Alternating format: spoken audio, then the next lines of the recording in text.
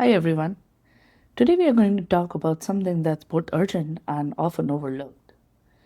How to secure robot networks for the future where quantum computers exist. The robots we are deploying today, whether in manufacturing, healthcare, defense, or even logistics, will still be operating 5, 10, even 15 years from now. Meanwhile, quantum computing is evolving rapidly. Even though large scale quantum computers aren't here yet, the threat landscape is already shifting. Robotic systems combine long lived hardware, sensitive and operational data, and real time autonomy, which makes them prime targets for both current and also our future adversaries. So, my goal today with this topic is to show you how robotics and how can we architect systems that stay secure for decades. Let's start with this matter right now. Quantum computers are expected to break widely used cryptography protocols like RSA and ECC using Shor's algorithm. That means the algorithms that secure our robot communications, command channels, and firmware today will be eventually vulnerable. Even more concerning is the harvest now, decrypt later strategy. Attackers are already collecting encrypted data, telemetry, maps, sensor logs, firmware blobs so they can decrypt them once the quantum capability becomes available.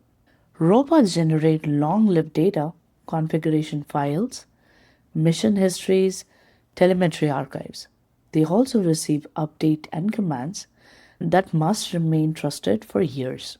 That long term value makes a perfect target for quantum motivated adversaries. Robotic has a unique attack surface because it blends cyber as well as the physical systems. A breach in a robot isn't just about data, it can cause physical disruptions as well. Control and telemetry channels can be intercepted and spoofed. Firmware updates, especially OTA, are a major entry point for attackers. Inter-robot communication has high bandwidth and low latency, making it sensitive to tampering. Then, on top of that, it's not only that, but we also now have cloud integration. We also have APIs, we have brokers, we have containerized services that robots depend on. So, there are so many other cloud and broker services plus API and so much software services that they depend on. And even with sensor data like LiDAR or camera streams, they need authentication because manipulated sensor input can change a robot behavior and can cause a hacker to easily have control over a robot. So every layer exposes a different vulnerability, and quantum attacks will only widen those gaps until we upgrade our cryptography. The good news is we already have solutions. NIST has standards, the first generation of post-quantum cryptography algorithm. The two key ones that we'll talk about is Kyber and the dilithium. Kyber is a key encapsulation mechanism that provides secure key exchange, replacing RSA and ECC. Dilithium is a signature algorithm that ensures integrity, identity, and trust, perfect for things like command authentication and firmware signing. These algorithms are lattice based, and more importantly, they are ready today. Open source libraries exist, implementations are maturing, and hardware support is almost starting to land. So, after talking about the kit, let's see how we can transition and how we can bridge the gap with the hybrid models. So, transitioning an entire fleet of robots to new cryptography doesn't happen overnight. This is where hybrid cryptography comes in. A hybrid model runs classical algorithms and post-quantum algorithms in parallel. That means you have RSA ECC based systems keep working while PQC adds a quantum safe layer on top of it. So if one algorithm is broken, the other still protects the system. Now hybrid TLS or SSH is the first step. It enables you to gradually upgrade robot communications without even breaking the compatibility with legacy components. So it's the most practical way out there to start your migration today. When we design a quantum safe robot network, we need to think about entire life cycle, from the robot to the cloud to all the systems it's tied to. At the robot layer, we use lightweight crypto for local verification and integrity checks, since robots have limited compute and power budgets. Edge gateways become critical. They can handle heavier PQC operations, which offloads the cryptographic burden from the robot while translating the secure protocols. And in the cloud, all APIs, MOT, channels, and remote debugging interfaces should use PQC enabled TLS or SSH. Finally, firmware and OT updates must be signed with a quantum safe signatures, like dilithium. That ensures a robot trusts the update 15 years from now, just as it does today. In robotics, zero trust is no longer optional.